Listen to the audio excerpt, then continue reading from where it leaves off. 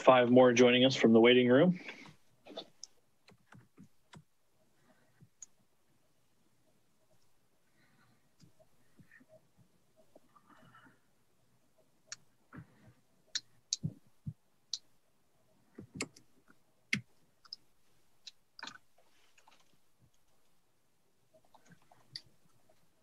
Welcome everyone to Yellow Springs Forward, our first community forum, and we'll be getting started momentarily.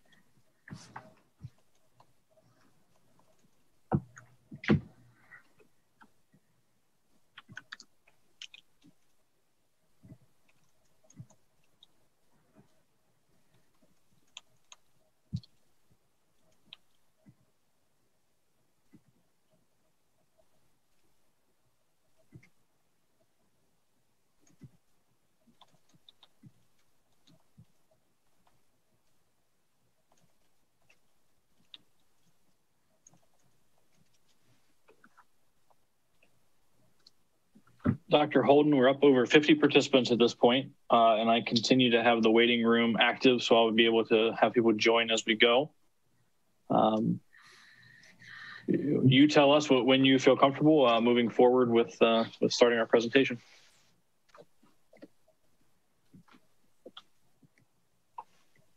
Sorry, I was muted. I think we're good. We have a big agenda, so I think we should get started. All right, that's great. Again, welcome everybody to the Yellow Springs Forward First Community Forum.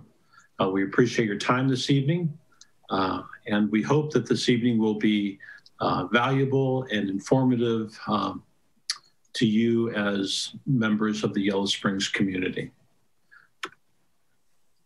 So a few notes on the process tonight. There's a chat function that you can take advantage of to submit questions. So in your Zoom control window, you'll find that chat box or access to that chat box. So please feel free to take advantage of that. This presentation will also be made available on the yellowspringsforward.com website at the conclusion of the presentation. You can also submit additional questions through that website. And let's see, we have a series of presenters today with hopefully some assistance from our community advisory team and our educational visioning team members. All right. So tonight we're going to walk through the process. We're going to kind of take you back a little bit historically and talk about where we've been. We're going to give you an update on educational visioning and what the community advisory team has done to date. And we're going to talk briefly about next steps. And finally, we want to devote some time to responding to your questions in that you submit through the chat window. So that's where we're heading tonight. As Dr. Holden mentioned, we have a lot of work to get done. I should probably introduce myself. I am Jeff Parker with SHP. We are the master planning and educational planning consultants enlisted to walk with the district through this process. I've got several teammates with me. Carrie Malatesta, she's working with the educational visioning team. Todd Thackeray is leading the master planning kind of details, nuts and bolts processes. And Shay McMahon is doing everything else and everything in between. So that's your SHP team. A little bit about the master planning process. Let's see, yeah.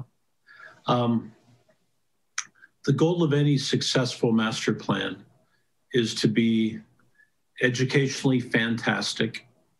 We want it to be financially appropriate, and we need it to be community supported.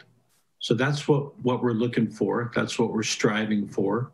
And that's the intent of where this process is gonna take us. So again, educationally fantastic, financially appropriate, and community supported.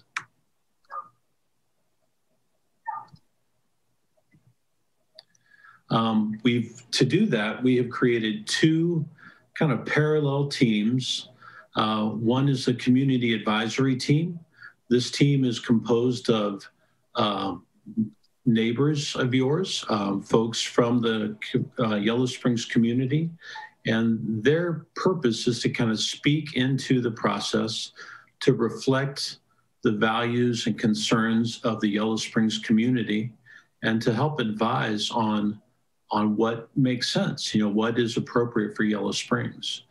And the other group is the educational visioning team. That group is composed mainly of folks connected directly with the schools, parents, teachers, students, and that we have about 40 people in that group and about 40 people in the community advisory team.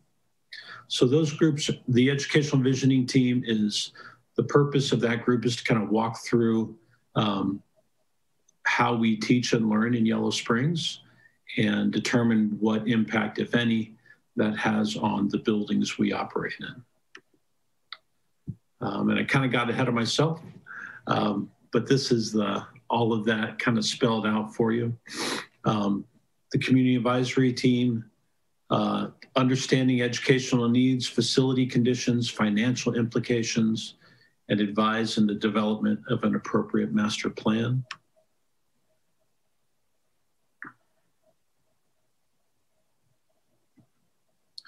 And the educational visioning team is to understand the educational delivery, how do we teach and learn in Yellow Springs? And really, what does that mean for the buildings that we do it in?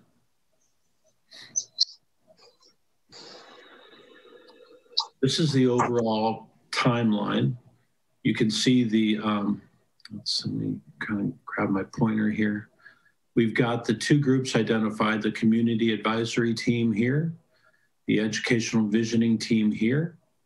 There's another kind of support team. This is the financial advisory team. This is led by the district administrators, especially the treasurer, the district treasurer. You can also see we've got a series of community forums here, and we're going to do some concept testing. So we're actually going to be, using some scientific polling methods to really gauge what is supported by the community, what is most appropriate for the community.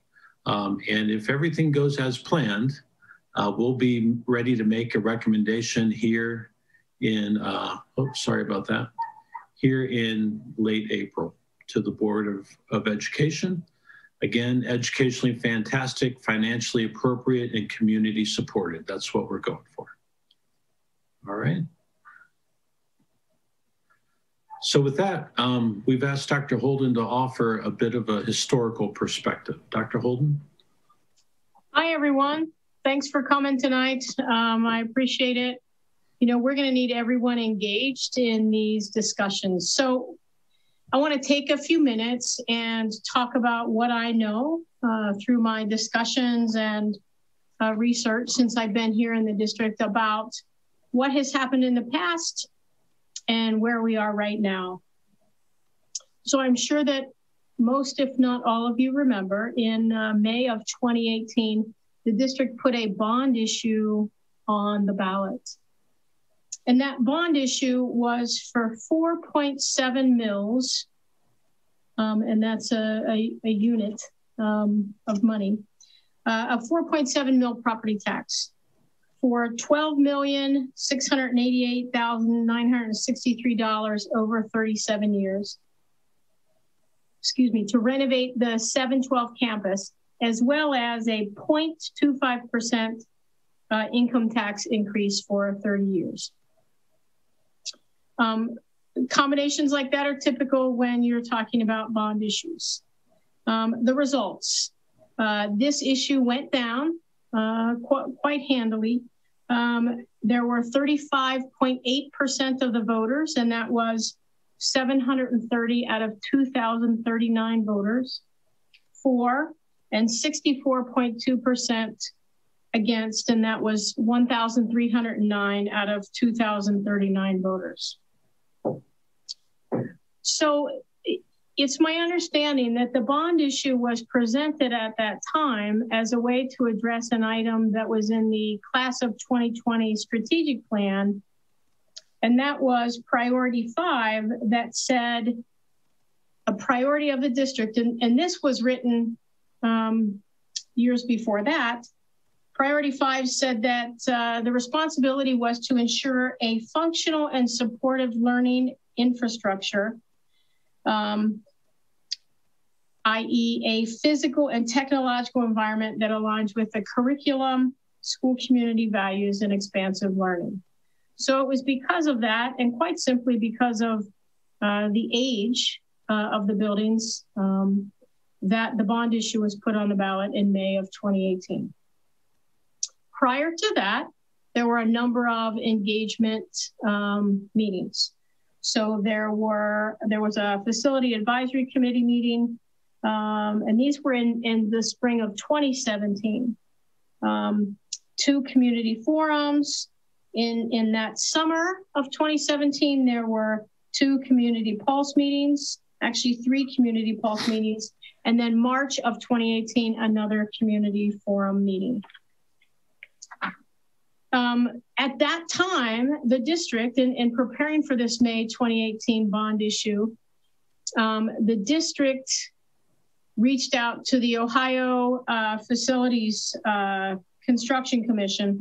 And at that time, the district qualified for a 17% reimbursement. I don't want to get us into the details at this time, although we're going to get there pretty quickly. But the district did not go through with that offer. After the failure of the May 18 bond issue, the superintendent really was trying to get at, okay, where did we misstep? And how do we look at our facilities issues? Because pass or fail, the facility issues don't go away. He created a facilities task force with the goal of engaging a group of individuals, some of whom were not supporters because he wanted their perspective about how to address the district's facilities. That group met, I think, longer than intended, or probably longer than they wanted to. And in February of 2020, they presented a list of priorities to the Board of Education. They examined multiple assessments, and their priorities were really based upon, and these are my terms, what I would call a repair and maintain approach. During this time of the facilities task force, the district solicited a second facilities assessment from another architectural engineering firm. That firm came up with an assessment that was roughly equivalent to what the state had done. And then the district also solicited a land use analysis for both the Mills Lawn site and the middle school, high school site to see what the property was currently worth and what the property might be worth if developed, because the district was considering the financial pieces to this. Would you like me to go on, Jeff? I could pick it up from here and maybe cover a few of the slides here about the historical perspective. Thank you, Shay. Jeff, if you could jump back one more about the facilities task force, I'll just kind of give a summary of that section. That this was a community-led group that Dr. Holden mentioned. Their focus really was on verifying and expanding facility assessments. They analyzed the renovation versus replacement costs of each of the buildings that you have active in the district. And then, as Dr. Holden mentioned, kind of created that highest priority list by building. We've mentioned a couple times the ysforward.com website. This is a place where you can get all of the information, every presentation that we give, every educational visioning session, community advisory team, everything that we can share we are posting. This includes all the documentation about questions that have come up through the process, everything down to the 1948 letter that was written by Antioch College to the school district. So there's a lot of really detailed information here, and it's a great opportunity for you to dive into some of these details and start to kind of search through the process that these two parallel teams are going through as well. So I would drive you there. That's something that Dr. Holden and really the entire district administration team has been highly committed to transparency throughout this process. And as we've helped craft this website, that's been a really important piece of Dr. Holden to make sure that all the documentation that the community advisory team and the educational visioning team is considering is out there for public consumption and consideration as well. So I would urge you to go there to kind of learn more about the historical perspective. If I could ask you real quick, Jeff, to jump to slide.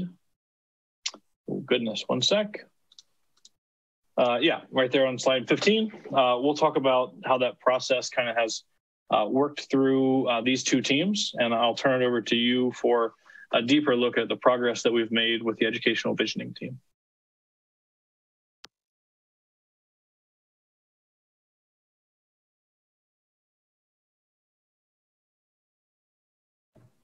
Thank you, Shay. As we mentioned earlier, there are two teams engaged. One is the educational visioning team. They have met several times at this point. We had our fourth meeting, fourth of 7, last night, or yesterday afternoon, actually. And they've been addressing a lot of questions. But again, they are a diverse team, students, teachers, parents, district administrators, all speaking into what the solution is going to be here. You can see here we've got 7 steps. We started out kind of confirming and clarifying the educational direction for Yellow Springs, pardon me. And from now on, as we walk through the rest of the process, we're going to be kind of dialing up the resolution to get a higher resolution image of what these spaces need to be. And this process is relevant to regardless of if the solution is to renovate buildings or build new buildings. So this is really a valuable conversation regardless of what the final solution is. We started out by understanding kind of the district's approach to learning. We talked about PBL and its role in, from the littlest kids to the biggest kids, and the value of learning that way, and the importance, the important role it plays for the Yellow Springs students. We've had several conversations. We've talked about whether or not PBL is right for us. We didn't want to just charge ahead assuming that everything is good. The consensus was that it does feel right, but there are a few ways we can improve. So there's a commitment to project-based learning there. Then we had a lot of conversation about what does an ideal learning environment look like. And we've tried to consider how other districts, other organizations are addressing kind of the changes that are occurring in learning. And then recently we've asked the group, do our buildings get in the way? Do they get in the way of our learning? And we got some interesting responses. And these, a lot of these are kind of qualitative versus quantitative. They're uncomfortable, both physically and environmentally. Physically with regard to furnishings and the kind of emotional atmosphere of the space, environmentally in regard to the acoustics and the temperature controls in the buildings. There's no real place for collaboration. Collaboration is a key to the future of everyone's future. A key to the future of business success and educational success. So we need to teach our students how to work together, and there's just no real way to do that today. You all likely know that the exhibition nights are a highlight of the school year, And there's really no good place for those to occur. There's a lot of separation and kind of segregation of the grades and of the departments in the existing buildings. You can't see what's going on. Everything's kind of concealed behind four walls. There are a lot of silos that occur, and it's hard to connect with each other. Also, one of the primary values that both the community advisory team and the educational visioning team highlighted was the need to get outside, the connection to the outdoors. And in your current facilities as they are today, it's hard to really take advantage of that. Clearly, there are electrical and kind of data deficiencies in the existing facilities that aren't supporting the learning. No really good place for presentations and performances. Spaces are noisy. We talked about the environmental comfort. There was a lot of conversation about the shoebox, the modular classrooms at McKinney Middle School that I think were installed about 30 years ago as a temporary solution and are still serving the district today, and how those are substandard for the teachers and the students. There was some concern over the labs and their congestion and really the inability to curate the students' work. So much of PBL is sharing and display of students' work, their successes and of their struggles. And there's no real place to do this in the existing facilities. So that covers the first criteria. And as I mentioned, we're about halfway through. And so we will begin to refine what these spaces look like and how they need to function. So the other half of the process is the community advisory team. And they really bring all three together. So they will take the input from the educational visioning team. They will and align that with making sure that the spaces or that the plan is financially appropriate and community supported.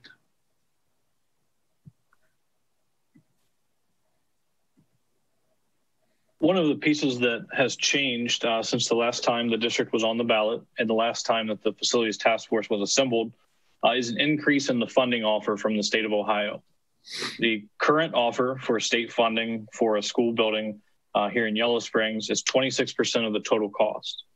In the past, and we looked at a historical perspective over the past 10 years, this offer has ranged between 14% state funding and 20% state funding. And in 2017, on the previous bond issue attempt, when this was considered, the offer was 17% from the state.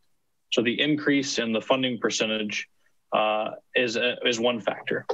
A second factor is an eligibility for the Expedited Local Partnership Program. And that's the second bullet point here.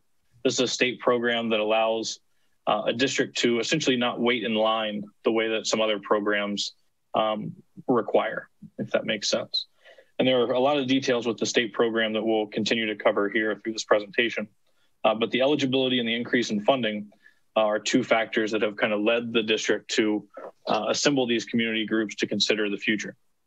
The overall costs have been updated as well to better align with the current construction costs in the bidding market. So the district is going to be able to use what the state calls the 2021 cost sets. And that would be an opportunity to make sure that the budget that we are planning for and the budget that is taken to the taxpayers in the request best aligns with the current bidding market. So there are no surprises throughout the process. These are three factors that really drove the district to use the basis of what was learned from the facilities task force and the information gathered there, and to continue to build on that with the new information available from the state. Jeff, if you would. There are a few guidelines of working with the state. Todd Thackeray is on here with us as well. And I'll touch on a couple of these and maybe turn it over to Todd here to talk through some of the details. All buildings that the state funds through this or any of their programs must be at least 350 students. This is a rule that was determined to improve efficiency for long-term operating expenses. And in terms of just designing and constructing a building of this size, this is the lessons learned from the state that a building should be built to house no fewer than 350 students. The budget and size of the building offered by the state will be based on your enrollment projections, so today and looking into the future. Our most recent projections show a current enrollment of less than 700 students and a future enrollment 5 and 10 years into the future that is also less than 700 students and gradually declining through that process or through those years. And then the state also, and what we'd like to share with you and what the Yellow Springs News has recently published in their publication, talks about some of the master plan options that the state has offered to fund. With the master plan options extra cost, and there are a lot of details that determine what is considered a locally funded initiative, or those efforts that are 100% covered by the state, or I'm sorry, covered by the district. That is going to be a continuing effort of the community advisory team and these community forums to help test some of those options. And if the value is there, to 100% fund those opportunities by the district. Todd, I'll turn it over to you for the next slide to look at the task force findings about the cost to renovate and the cost to replace.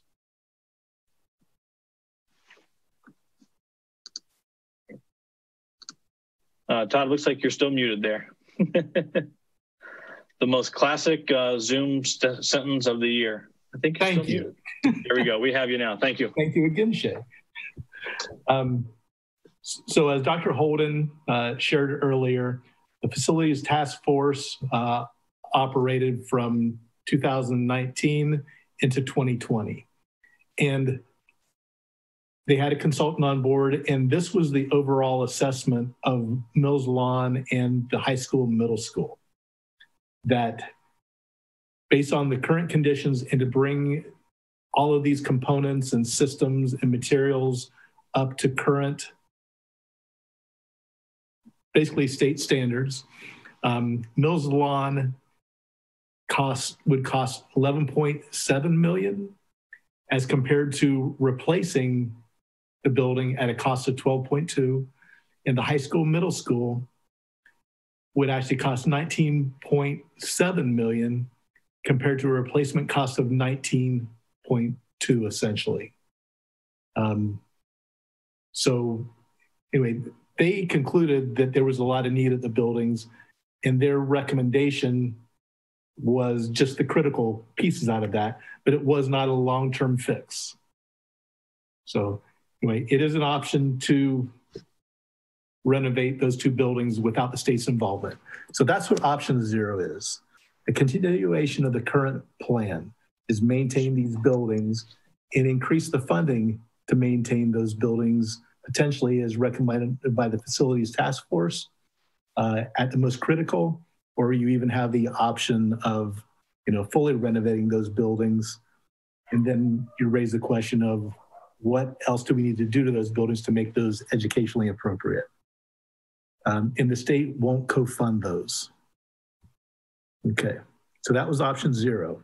The 3 options that the state shared that they would offer co-funding was, the first option was to build a new K-12 building. Both of your existing buildings, as you just saw, qualified for replacement because they exceeded 2/3 of the cost of a new building. So that's the state's bar, and they recommend that if it costs more than 2/3 of replacement costs, replace the buildings, get entirely new infrastructure. Okay, so the new K-12 building, you would do it by state standards. You would be set up to receive 26% reimbursement.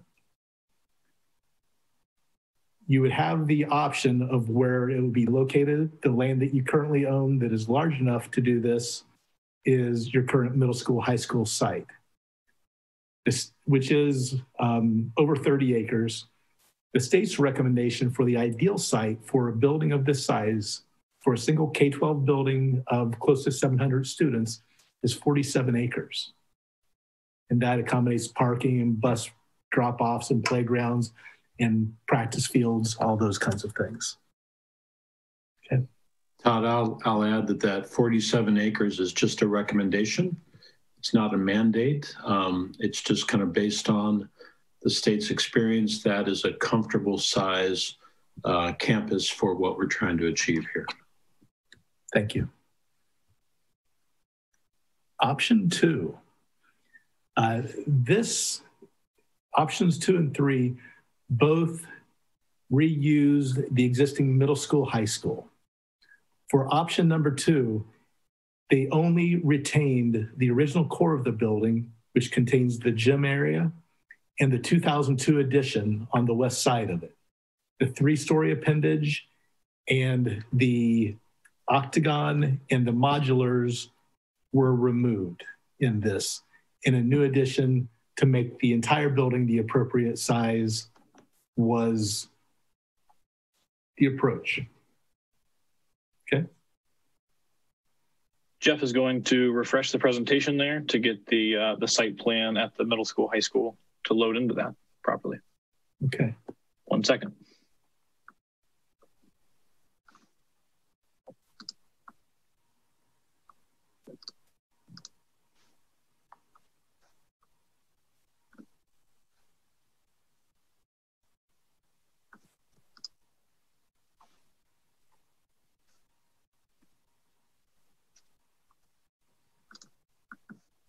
Appreciate your patience.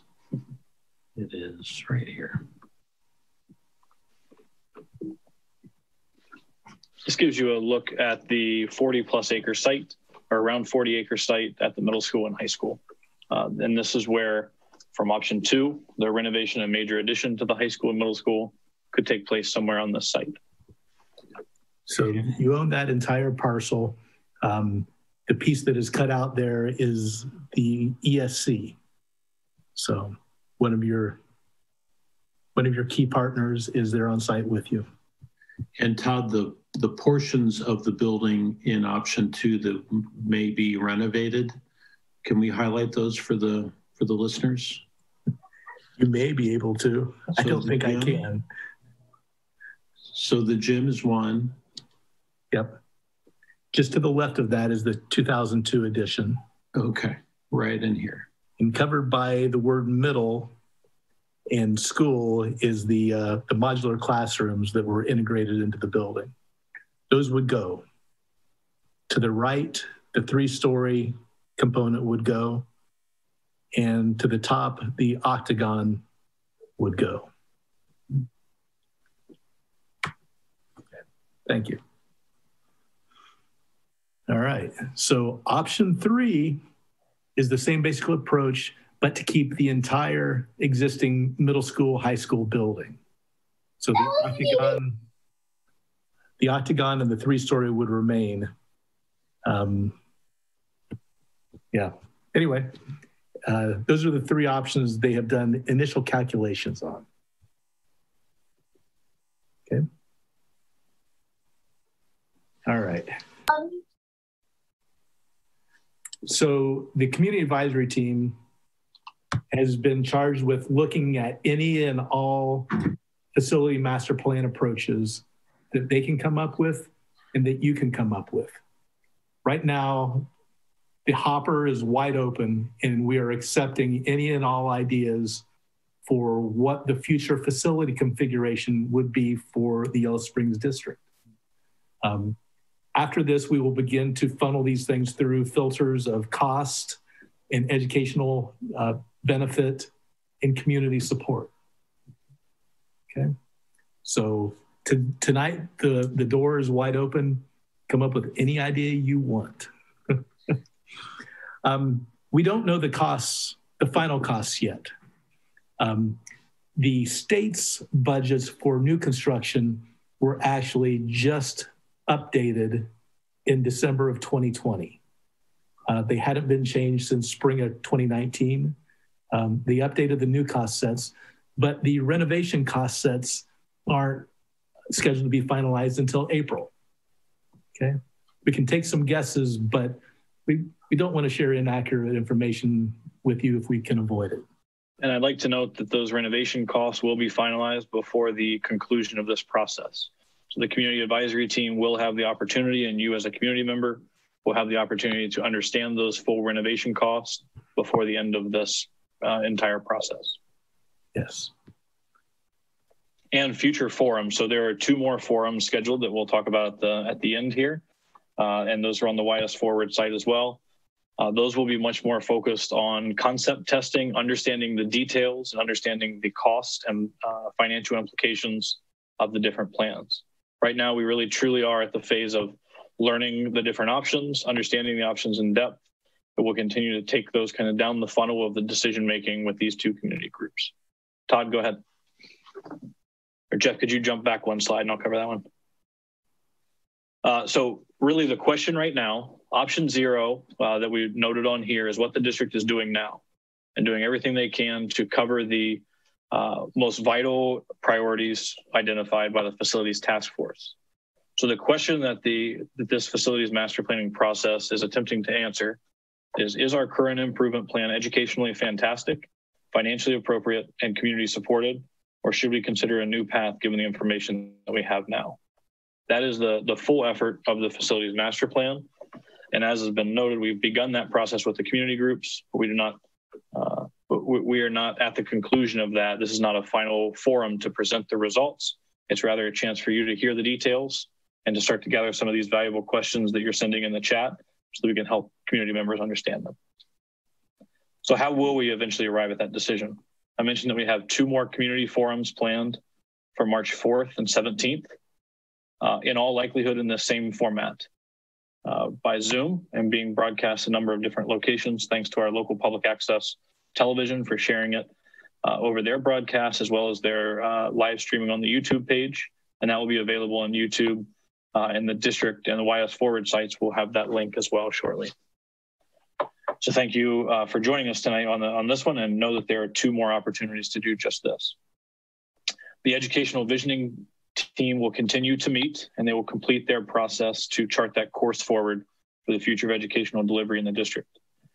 Their report will then be provided to the community advisory team to really help them make that educationally fantastic recommendation and determination. They will deeply consider the results of the students' work, and really a lot of what the educational visioning has been thus far is really listening to and learning from students. The educational visioning side is very student driven. I think we had 24 students in the process as young as 5th graders in our last meeting. So that report will be provided to the community advisory team to ensure that our master plan is educationally fantastic. Our budgets will be finalized. The renovation costs will be provided by the state that apply to options 2 and 3. And the true costs will be presented to all the teams and all the community members for each of these options. The community advisory team meetings at that point then would complete their efforts. And that would be parallel with an effort to do community polling. This is a statistically accurate and professionally created polling effort by Paul Fallon and Associates. They're a group that has done hundreds, if not thousands, I would say, of community-focused polls in the past. And that's something that the school district and the board is considering at this time to move forward with formal concept testing to hear your voice in a more formal way. And finally, the community advisory team will make a recommendation given your feedback as a community member, given all the different information they have available, and the final recommendation will be made to the board by the community advisory team. Shay, I'd just like to add regarding the true costs.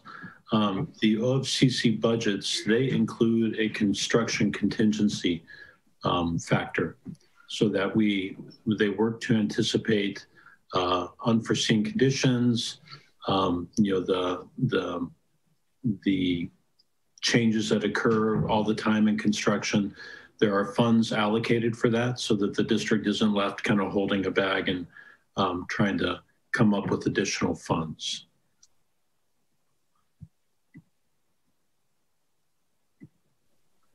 With that, I think we're going to go to questions from the chat, and I believe Shay, in the midst of all this, has been monitoring those. I have. I'd like maybe, Jeff, if you could stop sharing your screen there. We'll go to presentation mode. And I'd like to turn it back over to Dr. Holden just for a few quick thoughts, anything you'd like to clarify or bring up from what we discussed in this brief presentation as I get the questions ready to go here. I want to talk about this notion of sites, specifically Mills Lawn.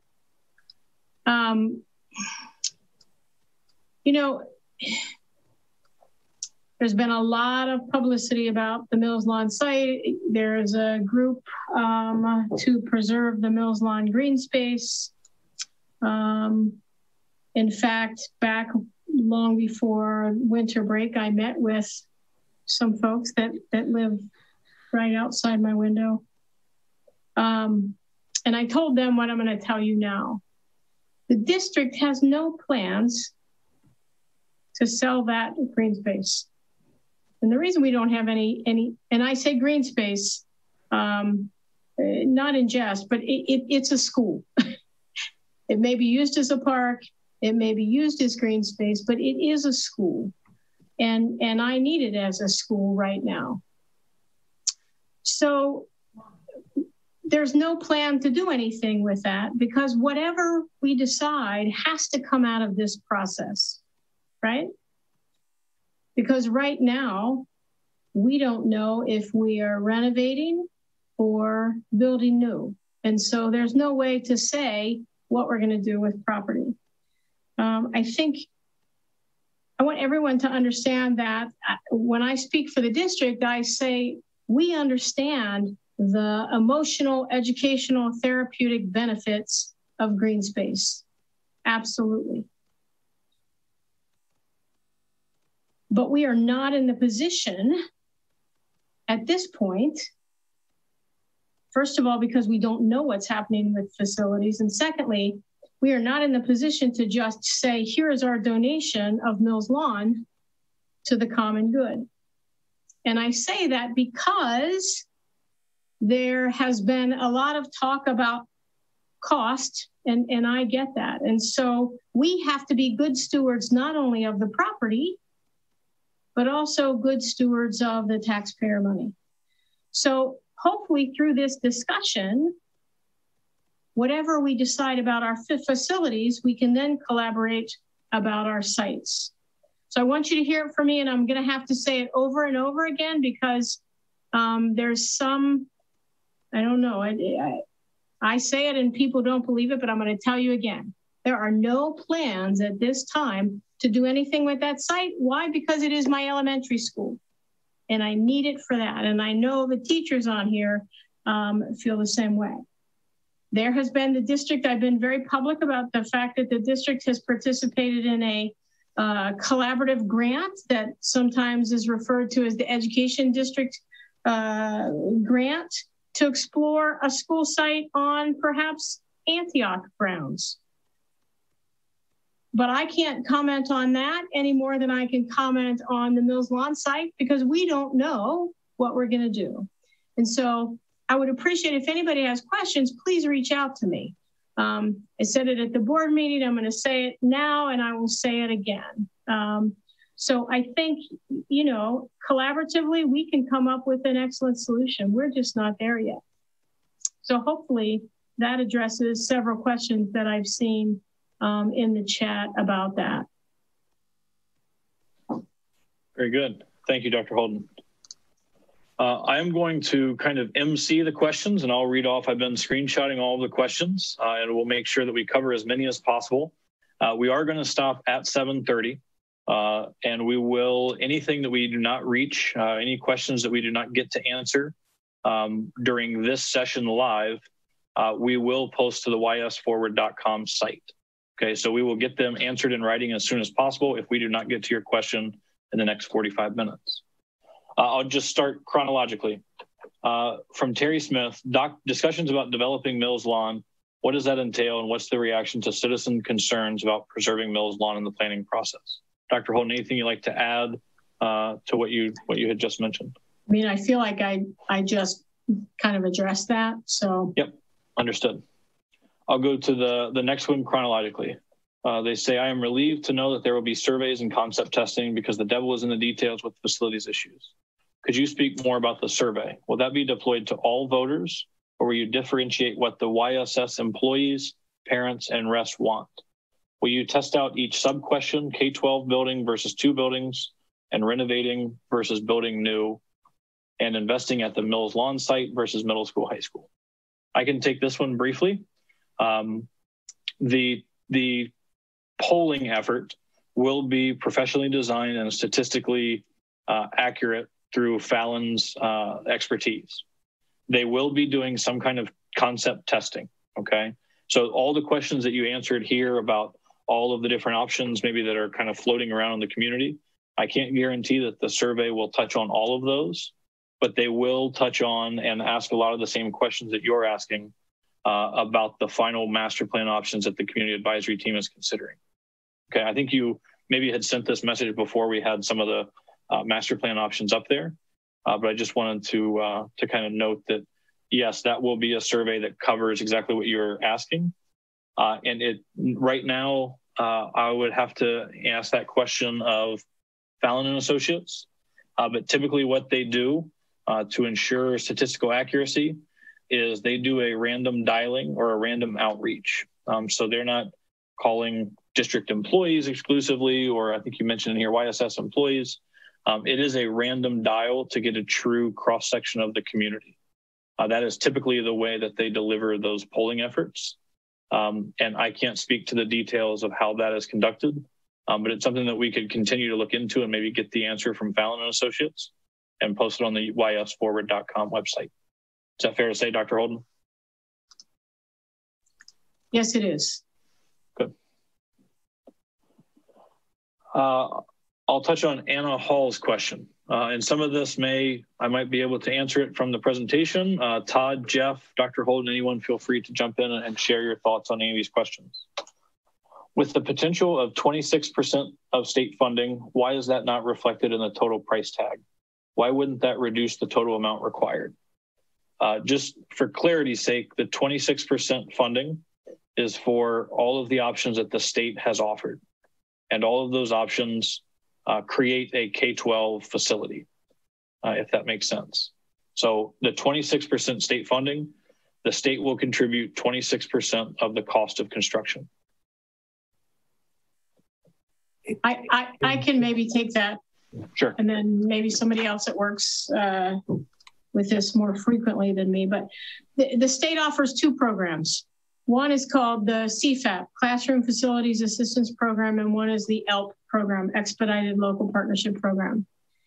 We have, again, I hope that Todd will correct any flaws in my understanding, but we have too much property wealth to qualify for a Classroom Facilities Assistance Program. That's the program where you might see some districts getting large portions of their building projects paid for.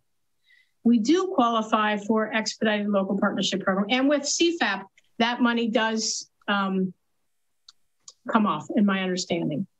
With ELP, we have to raise the entire amount, and then we get that reimbursement from the state after that. 26% is a lot, but that's the difference in the program. And there are, I'm sure, many more things that go into it. I just gave you a simplified, my simplified understanding of it. And I'd also like to add that reimbursement, which comes from the state, is projected to be anywhere between 7 and 10 years out. So we would not receive that right away, but when we receive that, we would be able to pay off the bonds that we issued in order to do the project.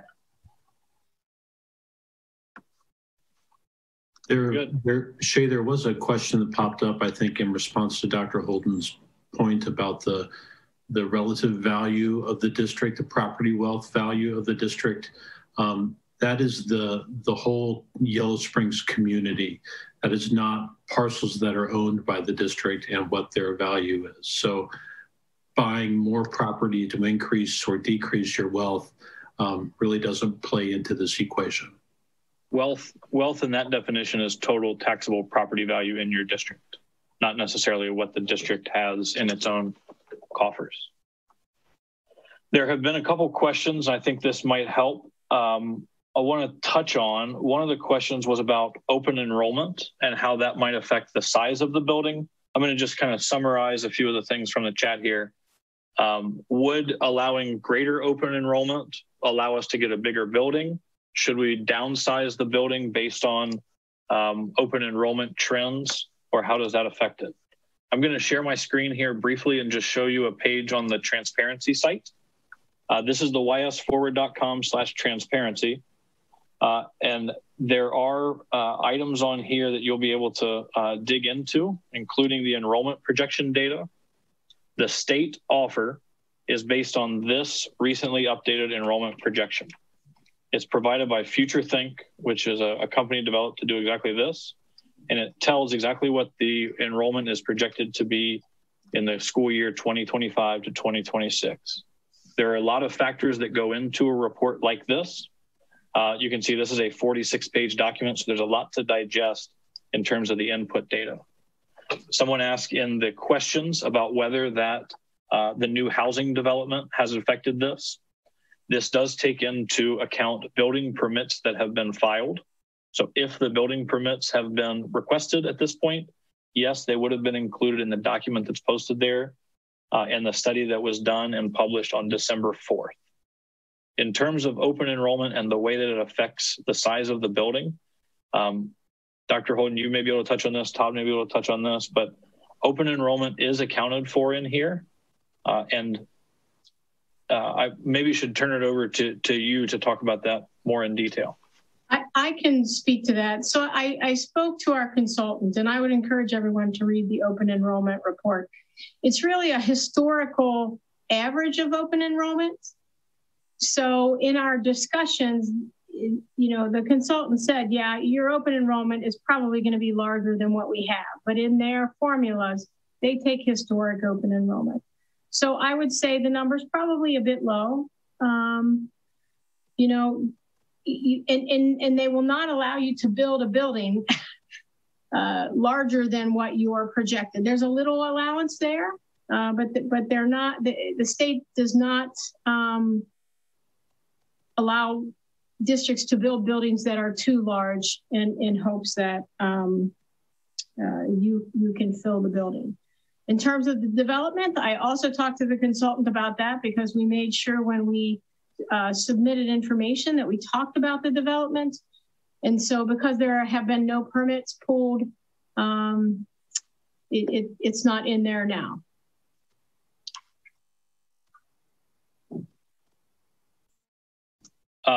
I'll go to a question here from, it looks like whoever's logged in is YS News. Why is there, and this might be for Todd and Jeff and Dr. Holden, why is there no option to renovate Mills Lawn using OFCC funds? Could a waiver be applied for in that situation?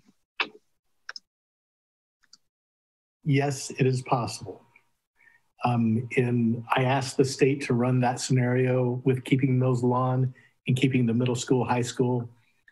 And they basically said our odds of getting a waiver based on a compelling reason through the state's process was low. Because first of all, you had to get both buildings approved to be renovated over 2/3. Then you had to get approved to have two buildings rather than a single building, which is their strong recommendation. And they just told us straight up that although it's not impossible, they projected it to be unlikely. I want to clarify something about the waiver that would be needed. The state here at the bottom of the screen, the state recommends that a building be replaced when the cost to renovate exceeds 66% of the cost to build new. Right now, the middle school and high school, the cost to renovate it to a like new condition exceeds the cost to replace it. And the Mills Lawn, and this, we should note too, this was in 2019 cost sets. These numbers likely have risen at this point. The cost to renovate Mills Lawn is at 96%. So both buildings are significantly over the point at which the state would recommend considering a renovation project. And also I'd like to mention too, and Todd, I think maybe we should talk about this. Eli, you just mentioned in the chat that a K-12 at the Mills Lawn site, Eli, you say, I do not want a K-12 at the Mills Lawn site. I think it would be horrible. There are logistical reasons why that has not been offered by the state as well. Todd or Jeff, could you share why they have not given us an option to put a K-12 at Mills Lawn. It's something they don't recommend. I mean, you wouldn't have adequate space on site to have all of your parking on site, all of your bus drop and pickup, and playgrounds and practice fields, those kinds of things. That's the issues of small sites. Yeah, as we discussed earlier, the state would recommend for a K-12 building the size that Yellow Springs would require, you would have to have about 47 acres. Now, to our knowledge, there are not 47 contiguous acres available in Yellow Springs. The district owns, of course, the middle school, high school campus, and it is just over 30, I believe, and that is doable. The other benefit of developing that site is that you've already got a lot of district infrastructure and support structures in place there. So that would be a reason to kind of steer away from the Mills Lawn site. The Mills Lawn is actually less than 8 acres. I'm sorry, less than 9 acres. And really would be, it would really change the nature of that parcel to put a K-12 facility on that site. Jay, I want to jump in here and address this notion of OFCC money and compliance to their standards. I guess I want everyone to understand that this is coming from me. I think we absolutely should explore this possibility. And that's because when I came, what I heard was the expense of the 2018 bond issue. I understand that. So in trying to address that issue, this is a viable option for us. I think with the waiver to renovate both buildings, both sites, it's not only the 66%, there is Ohio Revised Code in my discussions with our OFCC consultants that says that they won't put money towards, and again, this is Terry's language, buildings that are less than 350. So that again becomes low probability of a waiver approval. We could do, if you think back to those options, we could follow, broaden the priorities of the task force and do large renovations and repairs to both buildings. But when you look at the cost of that, you're starting to get very close to what it would be for a new building. And I'll answer one more thing, and I know you're going in order, Shay, but Chris, I saw your question. In consultation with the OFCC consultants, she quite honestly was surprised that we had 26%. She said, I'm surprised you're this high. And the way this works, and again, I just want to be transparent with folks. We have to figure out collaboratively what we're going to do. But the way this works is that whatever plan is presented to the board, if that involves the OFCC, the board has to approve it by April. It goes to the OFCC Board of Control in the summer. That's designed to allow us to be on the ballot in November. Why is that important? It's important because with the ELP program, where we get 26% reimbursement, you get 2 opportunities to pass. So that would give us November and then perhaps May. If you don't pass within a year, you can get back in the program, but you start from ground zero, unlike the other OFCC program. You start from ground zero and you're not guaranteed your 26%. So again, that's, why I say I think it's something we absolutely should look at, the 26% from ELP. Very good. I just want to cover a couple of the questions that have been submitted in the chat here, and some of it may have been brought up already, or maybe have been covered in previous answers. I just want to make sure everyone's voice is heard here. Dorothy, she says, a question about the state program guideline regarding the minimum amount of students. do these guidelines de facto force us to pick a K-12 building to qualify for the 26% funding? Who would like to take that question, or should I take a stab at it given the 700 student threshold? We may have covered it a couple of times, but the fact that we are under 700 students and projected to be continually under 700 students, that does create a situation in which the OFCC recommends that our 650 to 700 students are located in one K-12 facility. And that does not mean that the building can't be designed to ensure that grade levels are properly separated. Jeff mentioned that during the educational visioning session, it was something that parents, community members, students even brought up as a main concern of if we were on a pre-K-12 campus, how can we make sure that mentoring opportunities exist when we want them to happen, but we're able to separate grade levels the way we want to happen as well. That's been done successfully at a number of districts, and a number of districts that Todd and Jeff and Carrie have designed the buildings for. So yes, if we are going to accept the 26% funding, the highest likelihood is that it would be in a single K-12 facility. And just to reiterate that waivers would need to be requested at multiple levels to have more than one school facility or more than one school campus. I think that's the simplest way I could describe it. Yeah, Shay, I'll just add to that, you know, we've said because you're less than 700 students, the state is going to recommend or drive you toward a single building solution. But that 700 student is not a threshold. The state, across the state, has been guiding districts who have less than 1,500 students toward a single K-12 solution.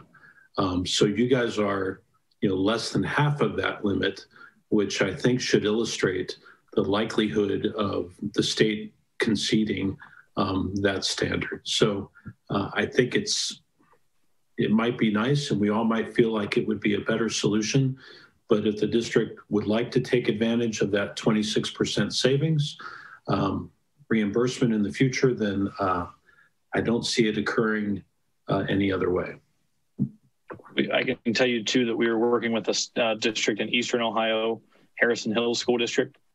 We recently completed a 188, actually it ended up being a 210,000 square foot facility for 1,460 kids. And they were only given the opportunity to have a single K-12 campus as well. And it's functioning very well for them. But just to reiterate what Jeff said, multiple layers of waivers is unlikely. Okay. I'm going to try to organize my here and see if I can filter through a few. We've covered the question about Mills Lawn renovation. Jeff, I'll give this one to you. Terry Smith asked, SHP, you've used the term educationally fantastic several times. Perhaps that should be a bit more clarified in education terms. Could you describe maybe what educationally fantastic means and what the educational visioning team's primary goal is in defining that? Sure, I'd be happy to. Educationally fantastic means a place where students want to be, a place where teachers desire to teach in, and a place that really fosters and accelerates the learning experience. As I mentioned earlier, there are many examples of how the current facilities prohibit or at least get in the way of the learning that occurs or that is intended to occur there at Yellow Springs. When your buildings were designed and built, learning across the country was really organized in a pretty industrial manner. So, you know, every class, 25 students to one teacher within 4 walls. And we do that over and over again, and that's all it is. But now with project-based learning, with expeditionary learning, with inquiry-based learning, all of these things that Yellow Springs is trying to take advantage of and trying to leverage, those require different kinds of spaces. Now, we don't know exactly what those are. That's up to the educational visioning team to identify and define, but the spaces you have today are not suited to the kind of learning that that is trying to take place at Yellow Springs. They could be made to do so at considerable cost and effort, but it could work. Very good.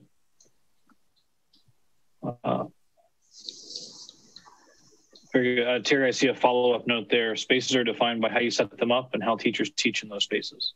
That's definitely something that the Educational Visioning Group is starting to think about. Actually, just yesterday, we had students in a Tinkercad model, and they were laying out the spaces and finding inspiration images on the, I should say students and teachers were researching best practices and finding interesting photos that describe the way they wanted to learn.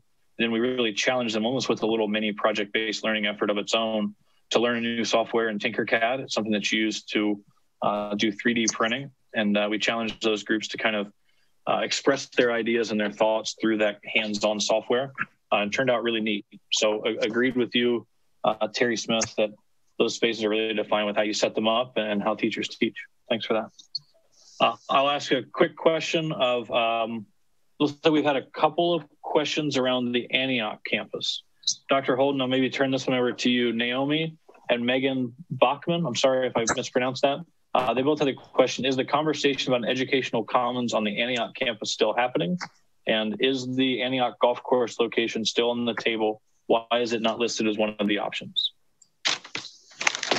So I'll take that. And I think Patrick Wake is on here, and he is also part of the collaborative grant. So the collaborative grant was designed to explore the possibility to see if there was property on the Antioch campus where there could be a education commons education district. So Yellow Springs Community Children's Center, Antioch College, the Antioch School, Yellow Springs Schools. So it's been a long process. I mean, it's been almost a year for lots of reasons. But the last thing that has happened has been there have been soil samples on a parcel of land down by Allen and Corey. So is that still on, and the result was that the land is viable for building.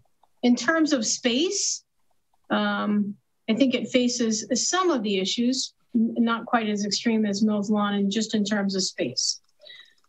But that is not, it's not that that is off the table, but my response to this is the same as my response to those involved in the efforts to preserve Mills Lawn. We're just not there yet, you know? The state does not, all it takes into consideration right now is what facilities we have, and that's what they looked at. In the end, I don't know that particularly for a new building, that they're that concerned about the where. We're just not to the where. So there are just different logistical concerns with that. So, but again, I speak to Patrick regularly, and I just spoke to him and said, you know, that discussion, the Antioch discussion, like the Mills Lawn discussion, is designed to come out of this process where it's open and folks can give input. We're just not there. Very good.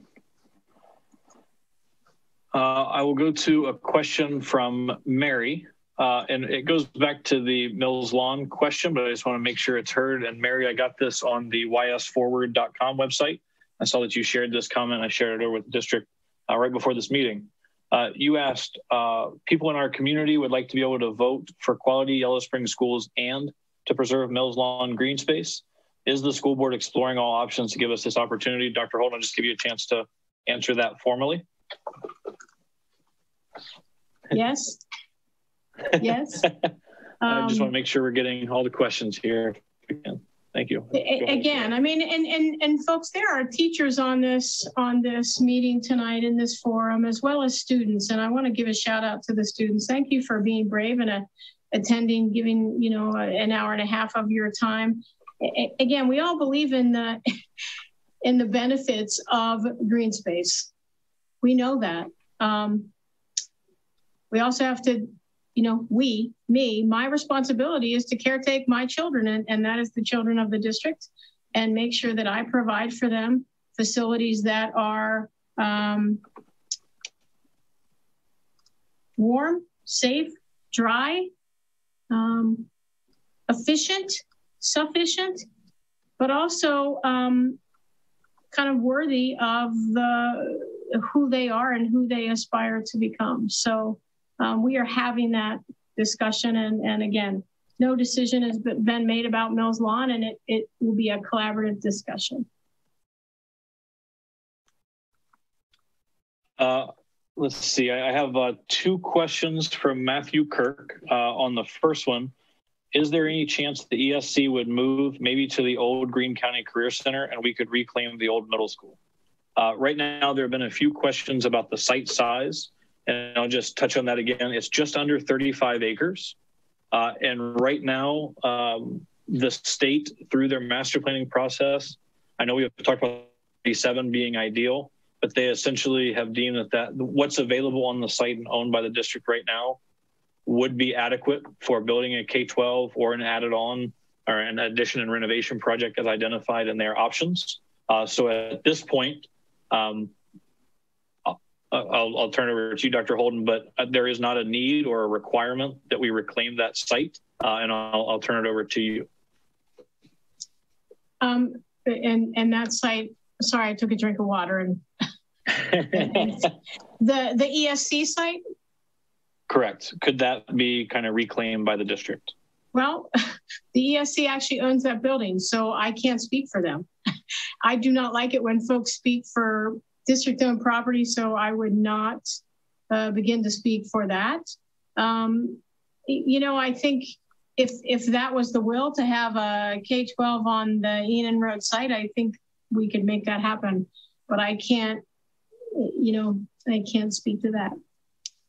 Again, I will say, having had some understanding of schools that enter into building projects, there are lots of creative ways to use the buildings, whether it's you rent out part of the building to an ESC, or whether you carve out part of the building for, I've seen a lot of highly successful community health clinics and medical practices. So there's lots of room to think creatively like that. Very good. Thank you. I see, just in response to that direct question, Eric Oberg shared that I think Matthew shared the idea that maybe they could move to the old Greene County Career Center, but it looks like that is up for auction by the Career Center. So just to put that out there for the group. Shay? Yes, please, Todd. One thing I'll share regarding property acquisition. Property acquisition is not co-funded by the state. So any expense you want to put on property is above and beyond the budget that the state will co-fund. So they say the site is up to you. How much you spend is up to you. I'll go to another more recent question from Matthew about why can't we build a K-12 based on actual in-district enrollment of 500? Dr. Holden, would you like to touch on that in regards to the enrollment projection, or kind of how that's calculated? Yes. So the enrollment projections are calculated on the students that we have now. And right now we are an open enrollment district, and we have open enrollment students. And I think we gain a lot from that. And many of our open enrolled students have long family ties to Yellow Springs. And so I think there's a nice back and forth and exchange between our own, what I would call resident students and open enrolled students. And I would hate to see that impacted. But to do that, you know, we already have our enrollment projections. That would require us becoming a non-open enrollment district. And that does not fit my understanding of who we are. I would share one other thing. your state percentage is based upon your equity ranking relative to all other schools in the state. And it's property valuation divided by students. Or wait a minute, yes. Correct. So it's valuation per student. So the state's whole program is based on counting those students in your district. If you only had 500 students with the same property valuation, your state percentage would be much smaller. So it's part of the deal. Yeah. If we were to go from the 700 students that you have now to the 500, that number of what the state would offer to fund would significantly go down, maybe into the low teens, just as a rough projection, right? That the state is offering you funding with open enrollment calculated into that process. I'll turn one over to the SHP design team. Let's have you guys flex your design muscles here a little bit. Carrie, I'll tap you in too. This is a good question for you. Liz Robertson asked, could the team that worked on the K-12 facilities talk a little bit about what a successful K-12 building looks like and how it functions with sharing lunch, gym, and other spaces? I'll turn this to you. This could be a 45-minute question with these guys because they're passionate about school design. They love it. Let's try to limit you maybe to a couple minutes on some of the ways that a K-12 building can be divided by grade level, maybe. Well, I think my first comment is going to be they all look a little different based on what the district requirements are or the community expectations are for how they're functioning. So, but it can look and feel in a variety of different ways. We do tend to look at how we can really use space efficiently. So this idea of a shared kitchen, but possibly splitting up lunchrooms so we keep students divided. I don't know if anybody's been to the middle school at Beaver Creek, but we have a shared kitchen with 2 separate lunchrooms to accommodate the different age groups. Again, that idea of separation, I think it goes back, I think Shay had mentioned this, a discussion on when is it appropriate for the students to interact and when is it not appropriate for the students to interact. And we can, come up with different solutions on how we use space to encourage those interactions and to deter those interactions. Jeff, I don't know if you have anything else to say about that. That's a great explanation, Carrie. I will say that when we asked the group, what are the kind of pros and cons of having all the students K through 12 on one campus, there was significant benefit that they articulated in the interactions that could be afforded. Older students mentoring younger students, projects spanning single grade levels, students being able to see the work of older students and kind of anticipating the opportunity to take part in that themselves. So there's the classics, what about language? What about teenager habits? All those things that are concerns. I'll say in my experience that when we do blend the grades like that, it calls the older students to a higher standard. I think they intrinsically understand that these younger students are looking to them. And I suspect that it leads to a better outcome for everyone. So that's my take on it. But again, we make our careers by tuning and designing buildings that react and address your specific concerns. So as we continue to identify those, we will design to accommodate them. And we can I'd like to speak help you a moment as a teacher, if I can. Sorry, just for the K-12 as a teaching young students and interacting with older students. Again, my experience is that they step up. The big kids always step up and we are amazed, and it's wonderful the way they work together. So just as a lower elementary student working with even middle school and high school kids that come to Mills Lawn, they have always stepped up. So that's not a large concern for many of us.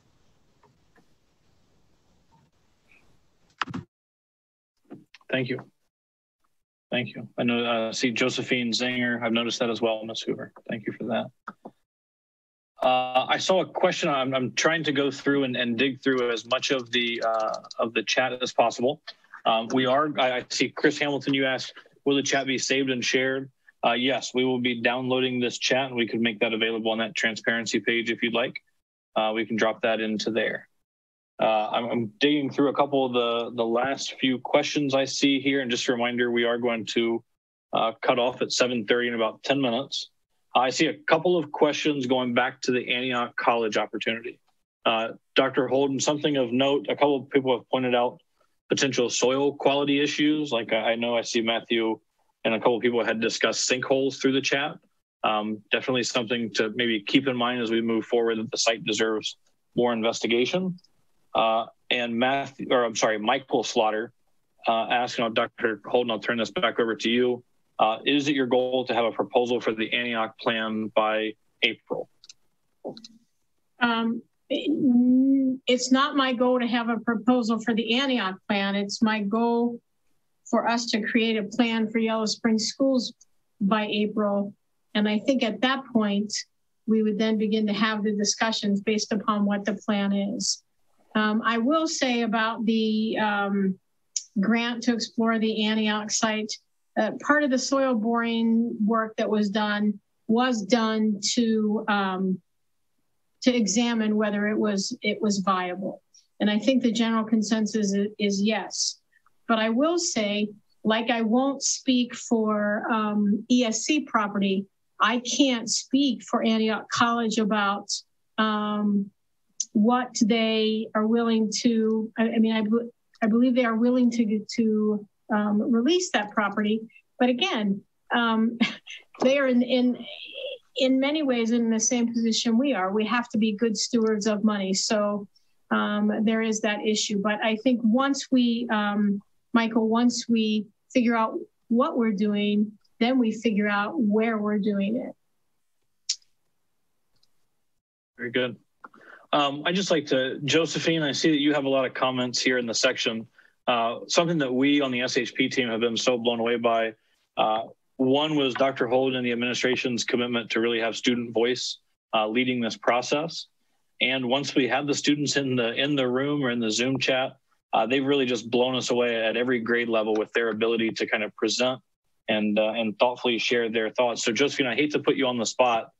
You've been so well-spoken through our process. Would you like to share anything about what you and your colleagues, your peers have been going through with this community advisory or educational visioning process? I'm not really sure what you mean by like the whole process. I think mostly, it's been nice to be able to say stuff about it. And from, I think Sydney, correct me if I'm wrong, I think Sydney also likes the K-12, but Sydney, you can correct me if I'm wrong if you don't, but I personally do. I think it's a good idea. I think were you talking to Sydney Roberts there? Sydney, do you have any thoughts on the K-12 setup? Yeah, I definitely think the K-12 is a good idea. I enjoy getting to interact with students younger and older than me and learn either way and help teach either way. So yeah, because I really enjoyed when we got to do like stuff like Spidey in our classes, which is when which was a group of high schoolers who would come into the younger grades and just talk about like basically like life skills and making good decisions and whatnot. And I always enjoyed those days because then you get to like talk to people who are older than you, but not in like a tutoring kind of way, but in a person kind of way. I also think it's nice that you're getting student opinions on this. It really makes me feel like students are being heard in this process, which I think is important because schools are for students. So, yeah. Very good. Thank you. Sorry. Go ahead, Josephine. I think even in elementary school, like the buddy system we had between like sixth graders and kindergartners was really fun for me as a sixth grader and as a kindergartner. I really enjoyed it. And I think that dynamic could be moved kind of similarly, like a similar dynamic to the new K-12 building, if that's what's decided upon. Very good. Thank you. Thank you.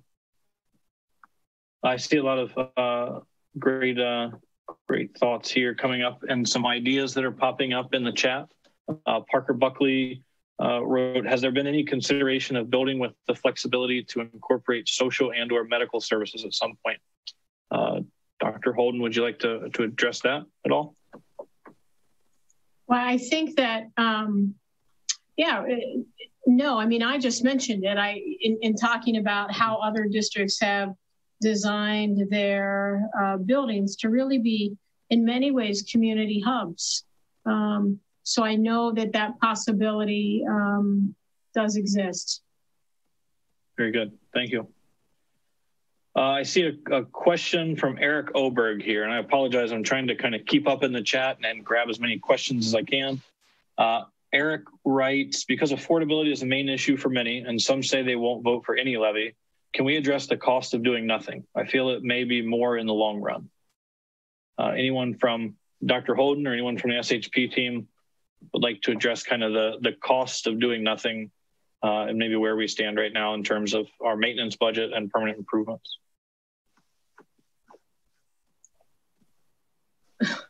Well, by the cost of doing nothing, do you mean option 0 or do you mean just break fix?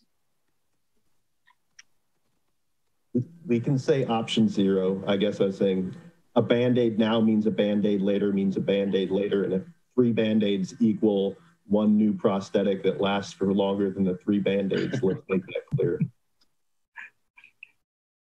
I mean, my take on it is doing nothing is not an option. You've got to put more money into the buildings that you have to keep them long-term. I mean, I think that's somehow you've got to move forward.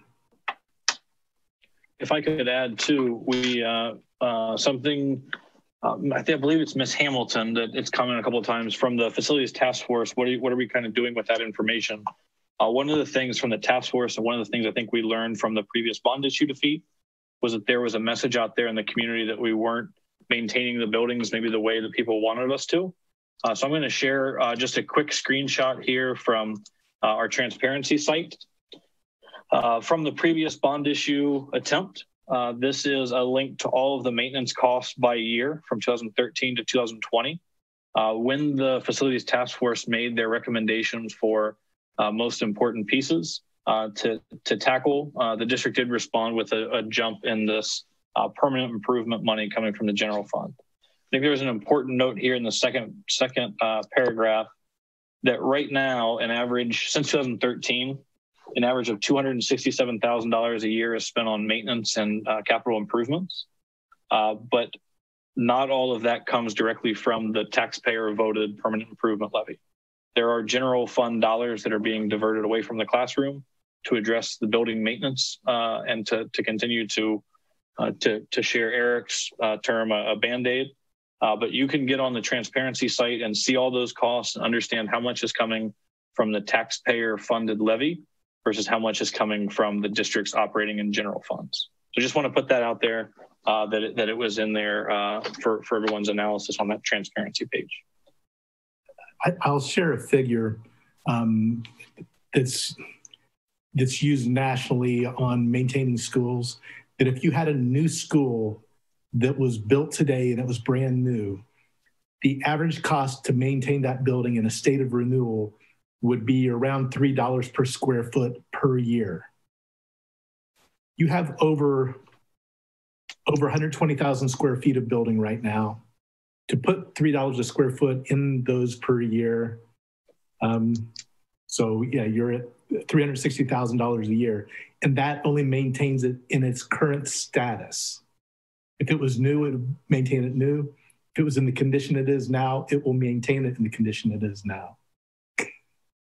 So that's the challenge. You're not spending that much, and you haven't spent that much ever, and nobody in Ohio is. So it's a challenge. Shay, I saw a comment in the chat kind of inquiring about why not just use the land that the district already has. And I just want to kind of clarify that the K-12 option could be delivered on the existing middle school, high school campus. It could be, the new facility could be constructed, while the current facility is in operation. We do that often and nearly everywhere. That's very common for how we do things. So it is a distinct possibility, yes. And want to be respectful. We know a K-12 is feasible because you have that land. Mm-hmm. You choose to put it on another site, find another better location, it still works. And we're dealing with feasibilities at this point and trying to get our arms around all of those components and costs. It has reached 7:30. We want to be respectful of everyone's time. We are copying down the chat from this. And if I haven't done a great job of getting to your question, trust that we will be grouping your comments and your thoughts and sharing these with the community advisory team. That's really a big piece of this. I know there are a lot of community advisory team members on here, and we hope that your feedback, both through your for any questions you've asked or what you've shared in the chat, that is going to contribute to the discussion, the long-term discussion by the community advisory team. If there are any questions that we did not answer, we're going to try to compile these into a frequently asked questions to share on the district website. It's going to be a lot to get them all down and answered. So maybe early next week, we'll have those posted that you can start to share and start to ask more questions on the site. I know I keep wearing you out with this, but the website URL, ysforward.com, this is an opportunity for you to learn as much as possible about the process. Dr. Holden's really made it a priority to be as transparent as possible. So there's a lot of documents for you to review. And there's an opportunity all the way through the process to share your questions, comments, concerns, ideas, loves and hates can all come through the site. And all of that is provided to Dr. Holden and the administration and the Board of Education, as well as the community advisory and educational visioning teams. So thank you for your time tonight. I see that our chat window is continuing to grow here in my notification window, but we will document all of your questions and get them down from here and post it as soon as we possibly can. Thank you so much for joining us today. Thanks for being a part of this process. There are upcoming community forums again. Our next one is March 4th at 6 p.m. In the same formats with the same information, links provided as this one. Submit all your additional questions and look for the responses posted shortly at ysforward.com. Dr. Holden, I'll turn it over to you for the final word. Thank you, everyone. I just want to let you know that this is something that we cannot get done alone, but it takes all of us together. So thank you for your time tonight. Thank you very much. Good night.